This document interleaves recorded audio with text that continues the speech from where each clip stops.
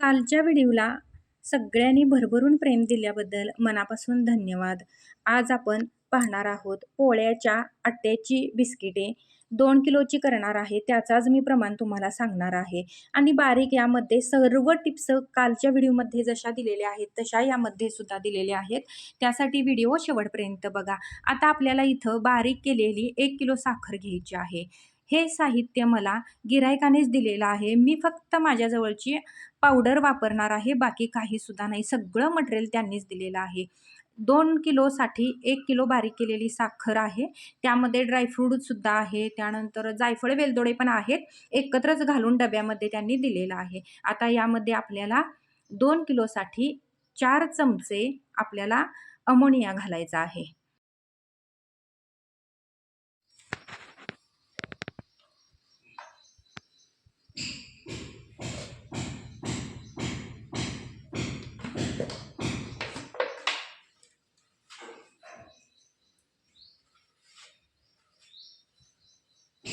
Baking सोडा 2 चमचे, baking powder 2 चमचे, 600 gram तूप आणि यामध्ये 1 लिटर आपल्याला दूध लागणार आहे. तर अर्धा लिटर दूध घालायचं आहे आणि याचं मस्त असं चांगलं मिश्रण करून घ्यायचं.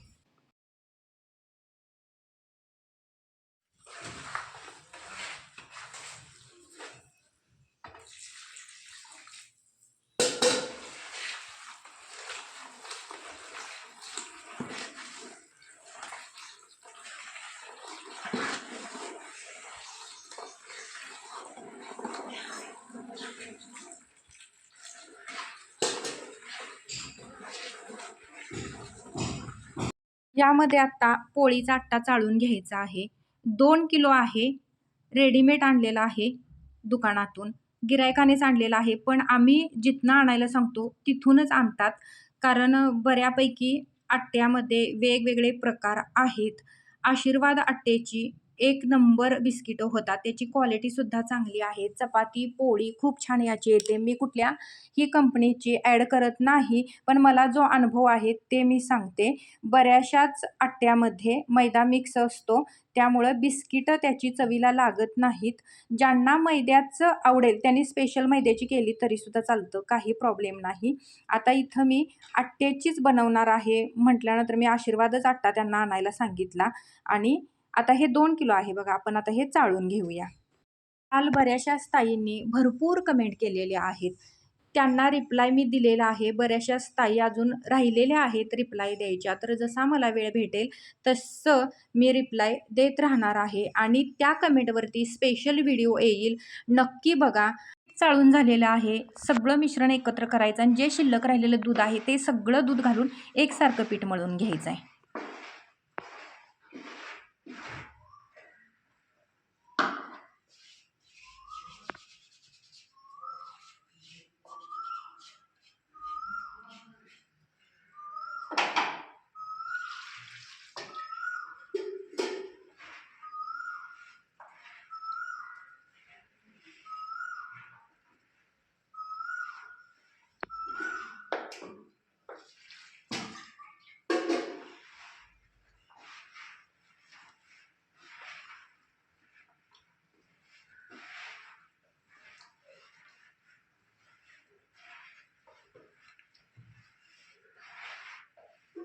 पीठ एकसारखं मळून झाल्यानंतर याचे एकसारखे गोळे करायचे आहेत. एका ट्रेमध्ये 20 ते 25 गोळे आपण ठेवू शकतो आणि लांब लांब या पद्धतीनंच मांडणी करायची आहे. जवळ ठेवली तर बिस्किटं व्यवस्थित भाजणार नाहीत. त्यासाठी अशा पद्धतीने याची मांडणी करायची आहे.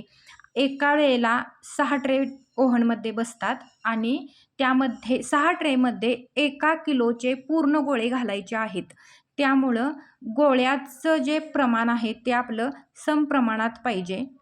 बऱ्याचशा ताईंच्या कमेंट आलेल्या आहेत की अमोनिया कुठे मिळतो? तर अमोनिया हा जिथं बेकरी प्रोडक्ट मिळतं त्या दुकानामध्ये अमोनिया मिळतो. शिवाय जिथं केकचं साहित्य मिळतं, इसेन्स असू दे किंवा प्रीमिक्स वगैरे असू दे, अशा दुकानामध्ये सुद्धा अमोनिया मिळतो. त्यानंतर किराणा मालाचं जर होलसेल मोठं दुकान असेल तर तिथंसुद्धा अमोनिया मिळतो. बऱ्याच ठिकाणी अमोनिया मिळतो, फक्त तुम्ही चौकशी करा. आमच्या इथे तर अशा दुकानामध्येच मिळतो. तुम्ही चौकशी करा, तुम्हाला मिळून जाईल आणि जास्त काही महाग नसतो. 80 ते 90 रुपये किलो मला तर मिळतो. मग तुम्हाला बघा कसं मिळतं, किंवा छोट्या छोट्या पॅकिंगमध्ये जर तुम्हाला मिळत असेल तर तसं तुम्ही घेऊ शकता.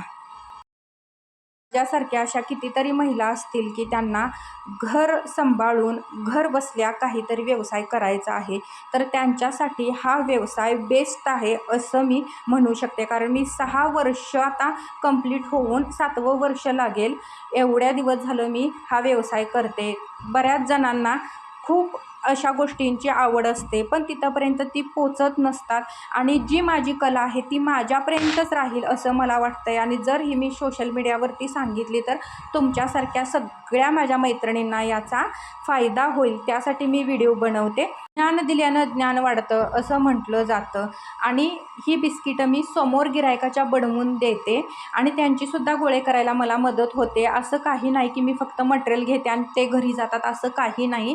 ज्या महिलांना वेळ असेल त्या महिला माझ्याजवळ बसून समोरल्या समोर बिस्किट करून नेतात आणि मला गोळेसुद्धा करायला मदत करतात. बऱ्याचशाच ताईंची कमेंट आलेली आहे की बिस्किट आम्हाला भेटतील का किंवा रोट आम्हाला भेटतील का, पण सध्या तरी ऑनलाईन सुविधा नाही माझ्याकडे. जेव्हा होईल तेव्हा मी नक्की तुम्हाला सांगेन. आता आपल्याला 20 मिनटं सुरुवातीला ओव्हन गरम करून घ्यायचा आहे 160 अंश सेल्सिअसला. हा सुद्धा कुठल्या तर एका ताईंचा प्रश्न होता. आणि 160 अंश सेल्सिअसपर्यंत गरम झाल्याच्या नंतर बिस्किट आपल्याला त्यामध्ये बेक करण्यासाठी ठेवायचे आहेत. 6 ट्रे त्यामध्ये घातल्यानंतर 6 ट्रे आपल्याला तयार करण्यासाठी शिल्लक राहतात. आता ते ट्रे आम्ही करत आहे. इथं आगोंचीसुद्धा मदत होते प्रेस करण्यासाठी. ते गोळे वगैरे काही करत नाही, पण प्रेस करणं आणि ऑपरेटर होण्याचं काम ते करू शकतात.